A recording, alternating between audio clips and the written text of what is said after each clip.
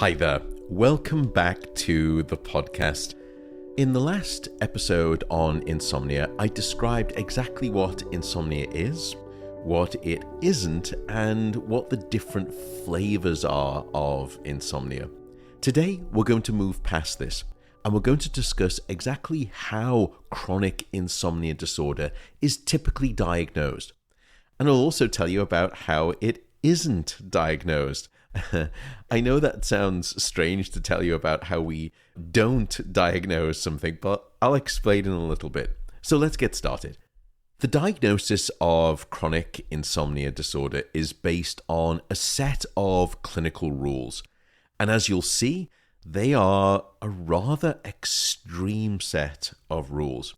Now, it can be somewhat different in different countries, but in general, the diagnosis of insomnia confirms the following three things. First, you have to have an experience with difficulties falling asleep, difficulties staying asleep, or not being refreshed or restored by your sleep. And those things we discussed in the last episode.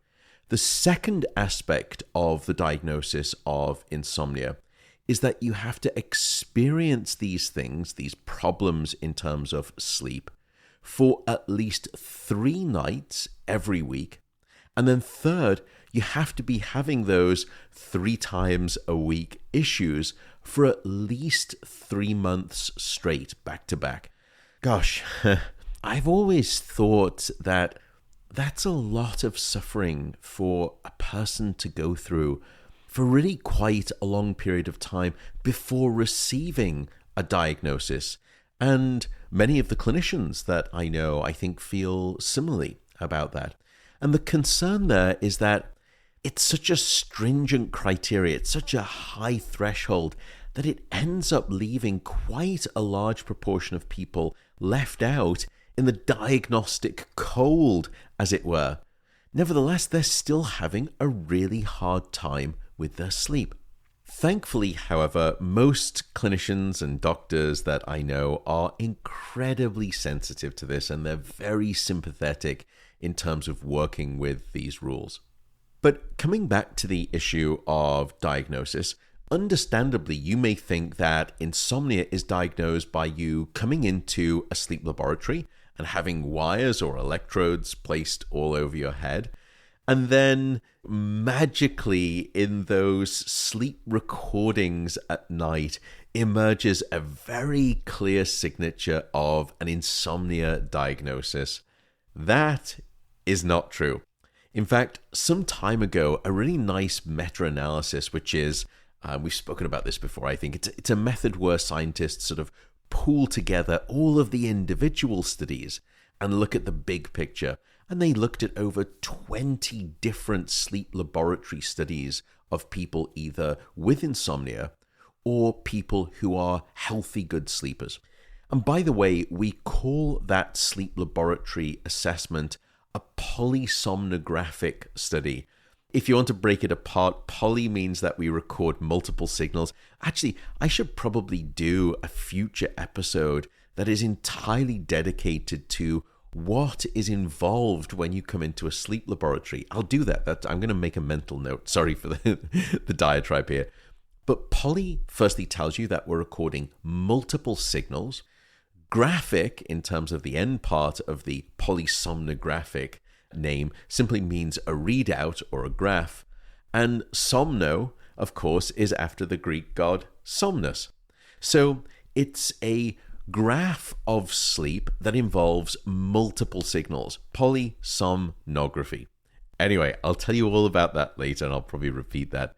But getting back to that big meta-analysis that summarized all of the sleep laboratory recordings across those insomnia individuals, there were far fewer differences in the sleep recording measures in people with insomnia relative to healthy, good sleepers than you would ever imagine. In fact, people with insomnia, they did sleep a little bit less than healthy, good sleepers, but not by very much. And the insomnia patients also did spend a little bit more time awake, but again, nothing extraordinary. Now, to be fair, there were some observed reductions in the amount of deep non-REM sleep or slow wave sleep that insomnia patients were having, and also some changes in their REM sleep. But again, it wasn't something of mesmerizing, shocking, sore thumb standout, as it were. And clearly not differences that would be fitting with the degree of suffering and complaint that we know insomnia patients will go through in terms of their sleep each and every night. So what does this tell us? Well, the minimal amount of differences that we can see in terms of sleep laboratory recordings between insomnia patients and those who are having good nights of sleep is not by any means at all to suggest that the condition of insomnia is a fake condition, or that we don't believe the patients when they say that they are struggling with sleep. Indeed, in science and medicine, we very much do believe that they are suffering, and we very much do believe that they have this condition. Instead, what the results of that meta-analysis simply mean is that the way that insomnia is best quantified isn't necessarily by placing electrodes on someone's head and measuring all of their different sleep minutes and sleep stages. So think of it a little bit like trying to measure how much light that there is around you right now, but you're trying to measure how much light by using a thermometer. Now, a thermometer is really great at telling you what temperature is surrounding you right now, but it isn't an especially good measure of telling you how much light you're being exposed to. And insomnia is a little bit like that when it comes to these sleep laboratory recordings and their utility when we just bring someone in for a single night. So instead of having patients come into the sleep laboratory, the doctor will usually use a sophisticated set of clinical scales to start to quantify the insomnia. And one very good example here is something called the Insomnia Severity Index, or what we call the ISI for short, which you can find on the internet if you're curious.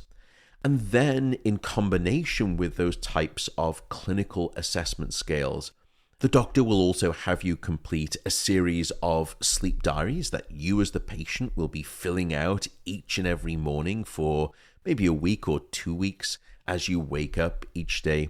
And then they'll also use some very well-validated clinical interviews.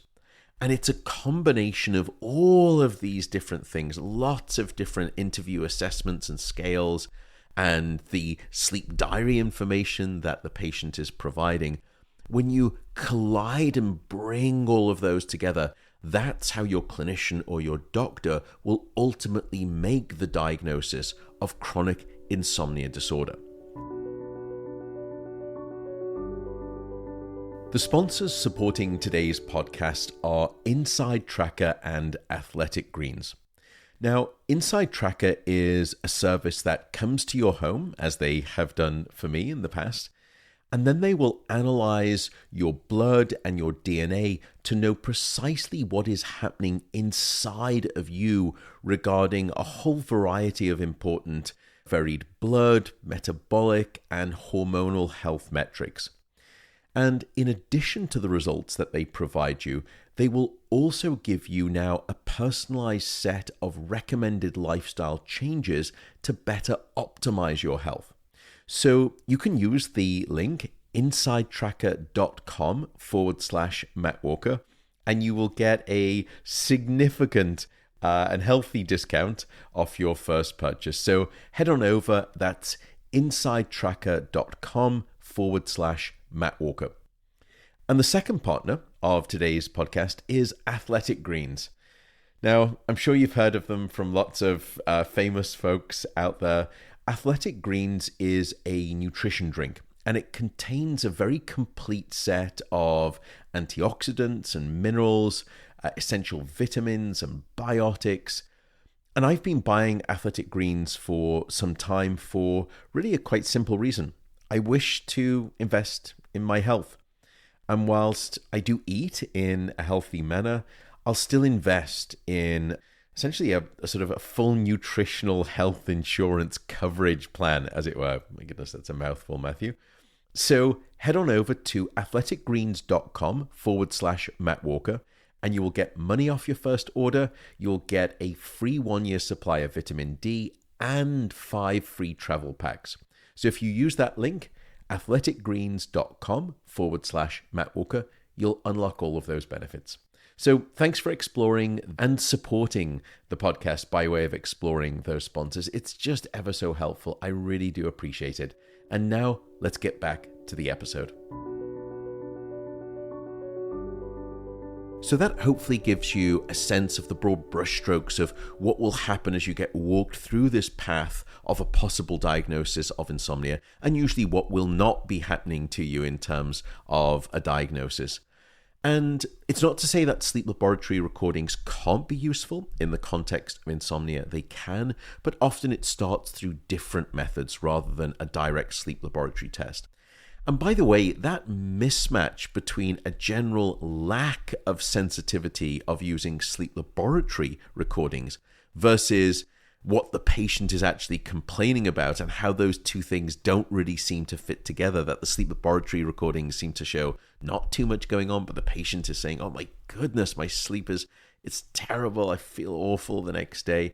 It can actually be illustrated by an extreme example of a very dramatic mismatch between what the patient is telling you in the morning versus what the sleep laboratory recordings are telling you in the morning. It turns out that there is a very rare variant or a subtype of insomnia that I've not told you about so far, and it is called sleep state misperception, and it's also known by the term paradoxical insomnia. And here, if you interview the insomnia patient, they will tell you that night after night after night, they're just sleeping terribly. Perhaps they'll say, look, across my 8 hours of time in bed, I may be only sleeping for an hour, maybe 2 hours maximum. So then you bring the patient into the sleep laboratory, and these are the studies that have been done, and those are the studies that I'm describing. And the patients have their sleep monitored objectively using those electrodes placed on their head in different parts of their body. And doing that, you can assess how much sleep the person was getting in the different stages of sleep. And then the next morning when they wake up, the clinician will interview them. And you'll say, tell me how you felt about your sleep last night. And the patient will respond, what do you mean? Could you not see it? I slept terribly. I was awake for most of the night. But when we look at the sleep recordings themselves, they tell a very, very different story. In fact, sometimes those recordings will even indicate that that patient has slept a completely full, quiet, normal night of sleep. But that's not what the patient is telling you in the morning. The patient has a subjective perception of their night of sleep that is very different to the objective recordings of their actual sleep. And it's a mismatch here, hence the term sleep state misperception, and also then the contradictory naming that it's sometimes called, which is paradoxical insomnia. In other words, the patient is suffering from a paradoxical belief or an incorrect perception that their sleep is far worse than it actually is. Now, of course, back in the early days, you can imagine these patients were just dismissed and there's nothing wrong with you. Go home. Everything's fine. You can see it right here. But science and medicine no longer takes that dismissive approach. We don't think that the patient is lying anymore. Instead, we understand that there is simply this mismatch going on, that they have a misperception of sleep. And that term misperception may seem dismissive or it may seem condescending, but trust me, it's taken very, very seriously, or at least it should be, by the right sleep clinician or the right sleep doctor. And the reason, of course, is because the patient has a sleep disorder. They feel miserable about their sleep and they feel unrefreshed by it the next day. And while there is no standard treatment plan specifically for paradoxical insomnia, there are a number of potential treatment options that are usually provided to those patients. Many of them we'll cover in the last episode on insomnia, where we speak about how clinicians and doctors approach treating chronic insomnia disorder. So taking a step back then, what have we covered today? Well, we've described how clinicians will take someone who is struggling with sleep and move that patient through a path of diagnosis, making sure that we understand what it is that they're complaining about and making sure that we exclude other things that could be causing that insomnia. Now, in our next episode, as importantly, or maybe even more importantly for you, the listener, we're going to discuss the following question.